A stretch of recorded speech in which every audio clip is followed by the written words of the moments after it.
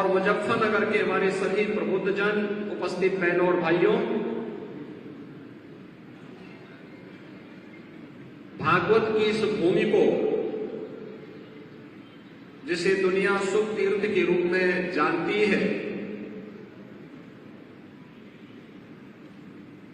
इस पौराणिक भूमि को कोटि कोटि नमन करते हुए मैं आप सबका हृदय से अभिनंदन करता हूं।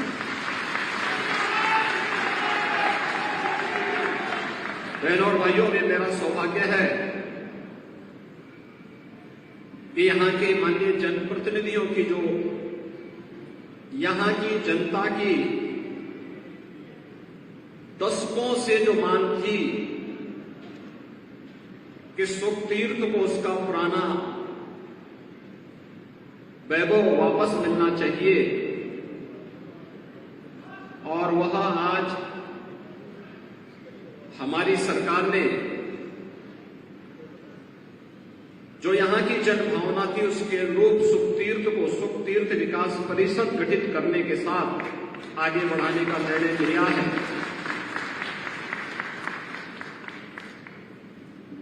हजारों वर्षों की विरासत आपके पास है।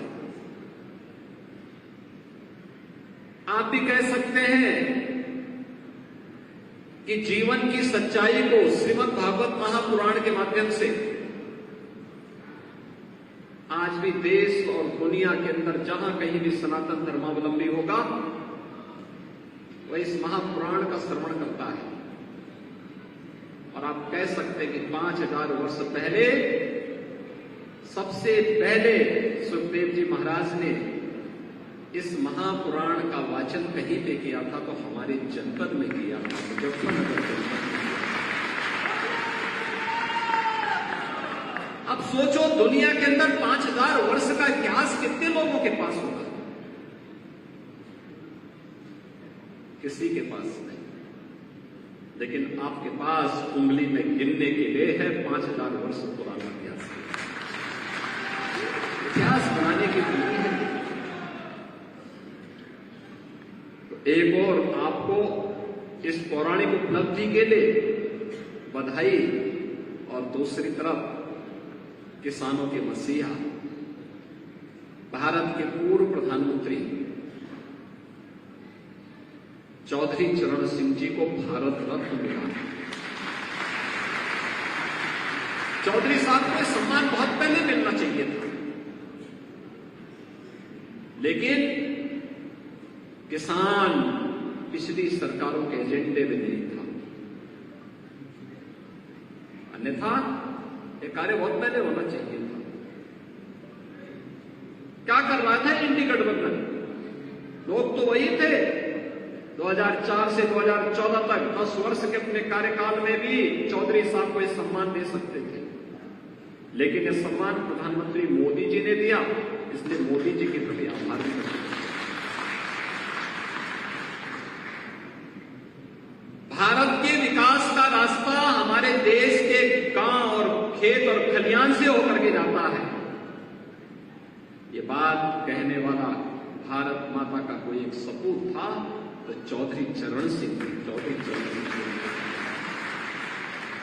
और आज चौधरी साहब के प्रति कृतज्ञता ज्ञापित करने के लिए प्रधानमंत्री मोदी जी ने उन्हें भारत रत्न देकर के भारत की उस गौरवशाली परंपरा के साथ जोड़ने का काम किया है, जो हर भारतवासी के लिए सम्मान की बात है। तो स्वाभाविक रूप से मुजफ्फरनगर भी, हमारा पश्चिमी उत्तर प्रदेश भी और हमारा उत्तर प्रदेश भी इससे गौरवान्वित हुआ है, क्योंकि चौधरी साहब उत्तर प्रदेश के मुख्यमंत्री के रूप में भी अपने दायित्व का निर्वहन करके जनता जनार्दन को विकास की एक नई धारा के साथ जोड़ने के कार्य किए। बहनों और भाइयों, मैं आज मुजफ्फरनगर में आया हूं एक सामान्य रूप से। जनसभाएं हम लोग बाद में करने के लिए आए थे, लेकिन डॉक्टर संजीव बालियान जी ने नामांकन किया, तो नामांकन के बाद जब तक सिंबल वगैरह आदि आवंटित होते हैं, तो मैंने कहा तब तक मैं प्रबुद्ध जनों का आह्वान करने के लिए एक बार होकर किया था, क्योंकि यहां पे जो लोग आए हैं ये अलग अलग संगठनों से जुड़े हैं। कोई बार एसोसिएशन अधिवक्ता समुदाय से जुड़ा हुआ है, कोई इंडियन मेडिकल एसोसिएशन से जुड़ा हुआ है, कोई शिक्षक समाज से जुड़ा हुआ है, कोई व्यापार मंडल से जुड़ा हुआ है, कोई चैम्बर ऑफ इंडस्ट्रीज से जुड़ा हुआ है, कोई अलग अलग तबके से जुड़े हुए लोग हैं। उन सभी लोगों का, क्योंकि वो समाज का नेतृत्व वर्ग है, उस नेतृत्व वर्ग से मैं अपील कर सकूं। यद्यपि डॉक्टर संजीव बालियान जी अपने क्षेत्र में बराबर जुड़े रहते हैं, तो उनके पास बाकी काम ही किया, दिल्ली में या तो मुजफ्फरनगर या फिर लखनऊ में यहां के समस्याओं को लेकर के उस कार्य का समाधान करने के लिए, और इसलिए वे ज्यादा समय अपने संसदीय क्षेत्र को देते हैं। ये जिम्मेदारी देने के लिए ही मैं आपके पास आया हूं कि चुनाव के दौरान प्रत्याशी से अपेक्षा नहीं होनी चाहिए कि हर घर जा पाए, हर विधानसभा में जा पाए या हर गांव में चला जाए। उनके कार्यक्रम सीमित होंगे, जो कि केंद्रीय मंत्री हैं तो अन्य क्षेत्रों में भी उनको प्रचार के लिए जाना पड़ सकता है। इसलिए हर प्रबुद्ध जन को, हर पदाधिकारी को, हर जनप्रतिनिधि को, हर कार्यकर्ता को स्वयं संजीव बालियान बनना पड़ेगा, तब मोदी जी के संकल्प की पूर्ति में हम सहायक हो पाएंगे। आप देखिए ना, एक वोट की कीमत आपकी कितनी होती है? एक वोट वह देश की तकदीर को भी और देश की तस्वीर को भी बदल सकती है। आपका एक वोट जब गलत हाथों में जाता था तो मुजफ्फरनगर में महीनों कर्फ्यू लगता था। आपका एक वोट सही हाथों में गया तो मुजफ्फरनगर अब कर्फ्यू नहीं, कांवड़ यात्रा के लिए जाना चाहता है।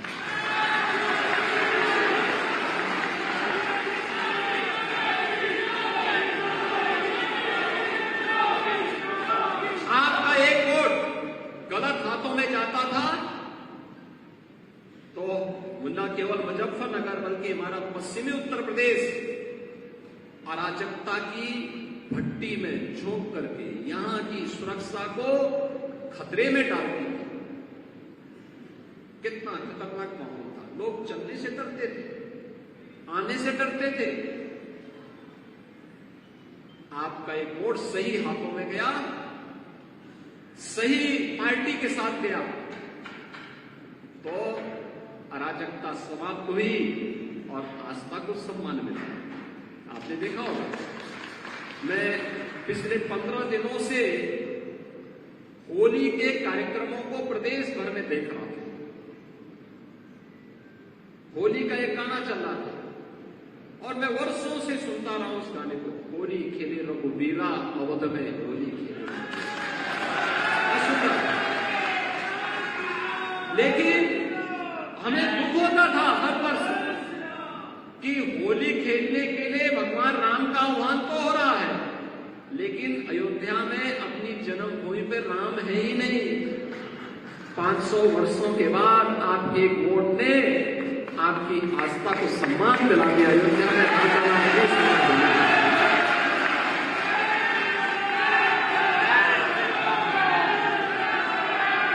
आपका वोट गलत हाथों में जब जाता था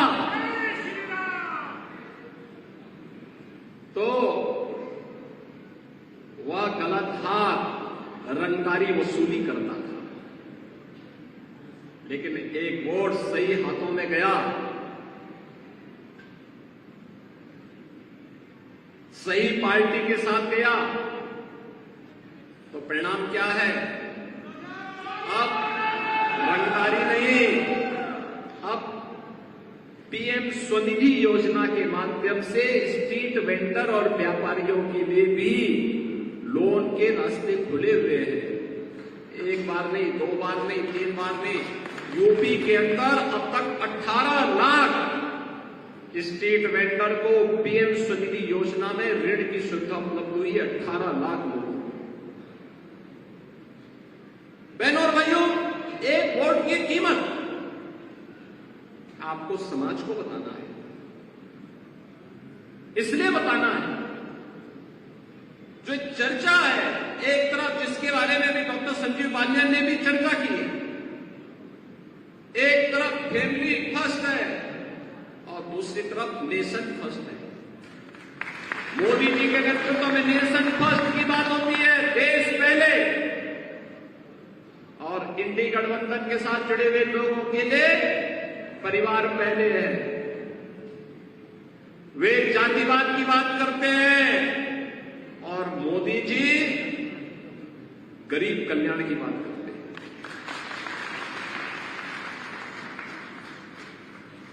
वे तुष्टीकरण की बात करते हैं, मोदी जी कहते नहीं, हमें संतुष्टि पे ध्यान देना होगा, सबका साथ सबका विकास।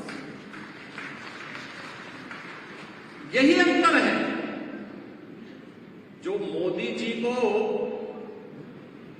अन्य नेताओं की तुलना में अलग पहचान दिलाते हैं और भारतीय जनता पार्टी एनडीए गठबंधन को एक अलग पहचान दिलाते हैं। और उसी पहचान को जन जन तक पहुंचाने के लिए आपको जाना है, जिसके लिए हम लोग आए हैं। क्या आपके पास मोदी जी की गारंटी है? मोदी जी की गारंटी, मोदी की गारंटी का मतलब 12 करोड़ किसानों को प्रधानमंत्री किसान सम्मान निधि। मोदी की गारंटी का मतलब 4 करोड़ गरीबों को सिर ढकने के लिए छत, पीएम आवास योजना का लाभ। 12 करोड़ गरीबों को, गरीब परिवारों को, यानी 60 लाख परिवारों को, 60 लाख लोगों को, 60 करोड़ लोगों को, 60 करोड़ लोगों को 5 लाख रुपए की स्वास्थ्य बीमा का कवर, 2.5 करोड़ परिवारों को उनके घर के अंदर उजाला,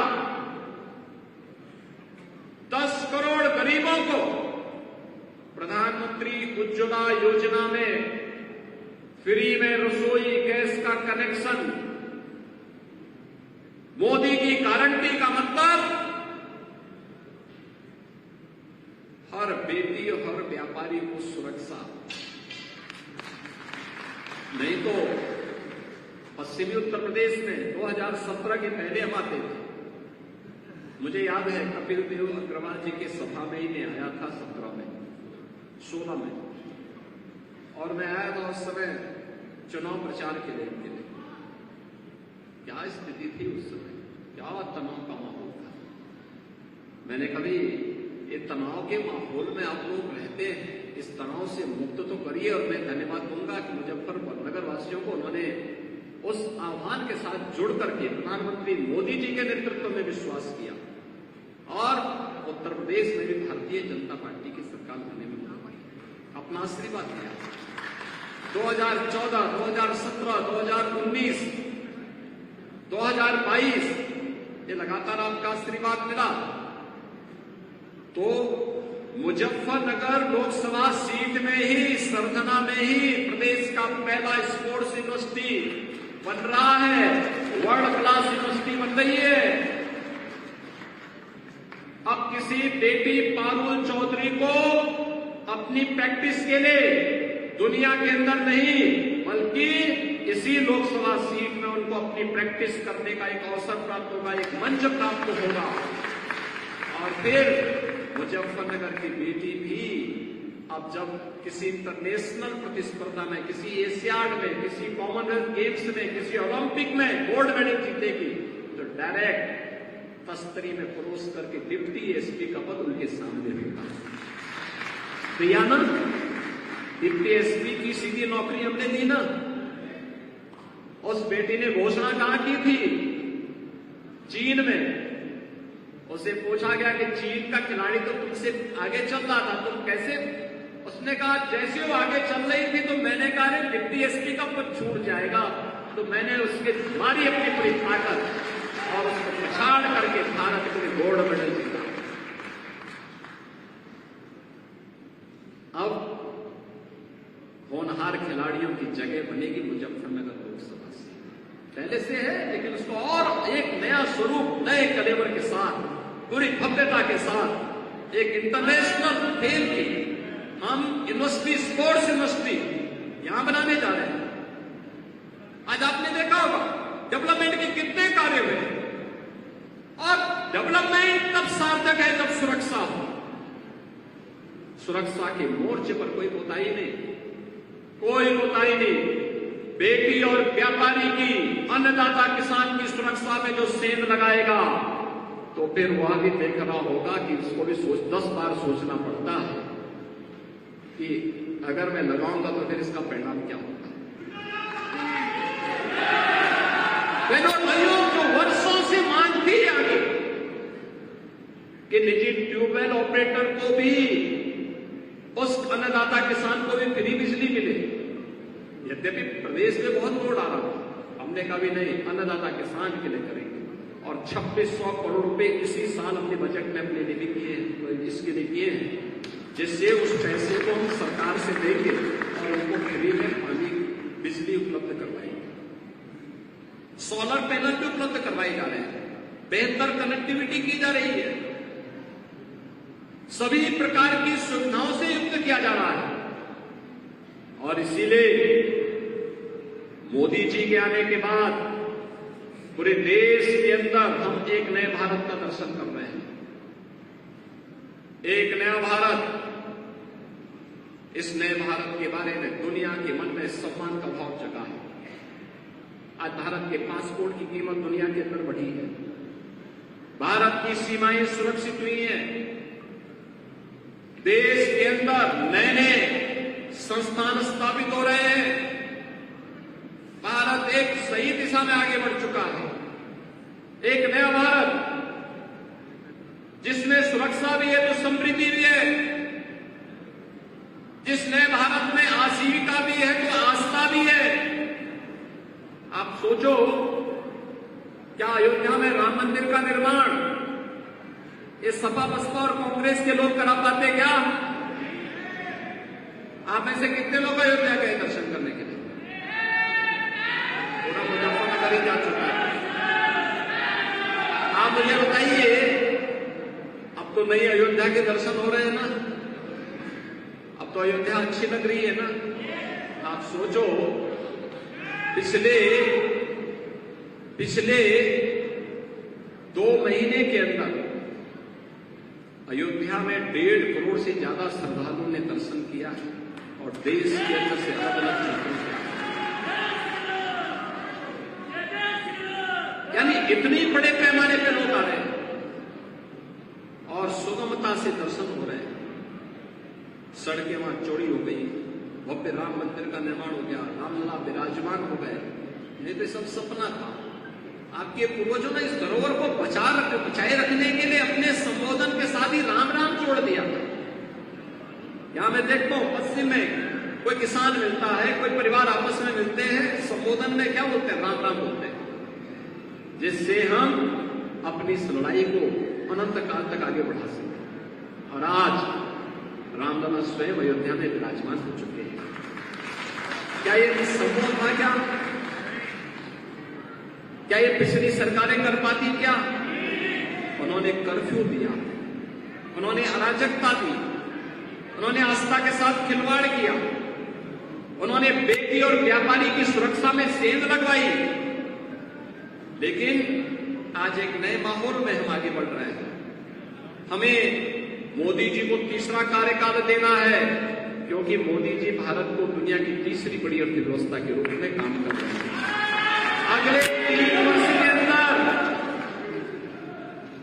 3 वर्ष के अंदर भारत को दुनिया की तीसरी बड़ी अर्थव्यवस्था बनाना है, तो मोदी जी को तीसरा कार्यकाल देना होगा। और मोदी जी को तीसरा कार्यकाल देना है तो हमारे प्रबुद्ध जनों को, जो नेतृत्व वर्ग है अपने अपने तबके का, उन्हें अपनी जिम्मेदारी का निर्वहन करना होगा। जिम्मेदारी का निर्वहन इस रूप में कि नहीं, मेरी भी जिम्मेदारी है, पहले वोट करने के लिए जाना है। आपका तो पहले चरण में चुनाव है, तो आप लोग तो 19 अप्रैल को चुनाव में आपको भाग लेना है।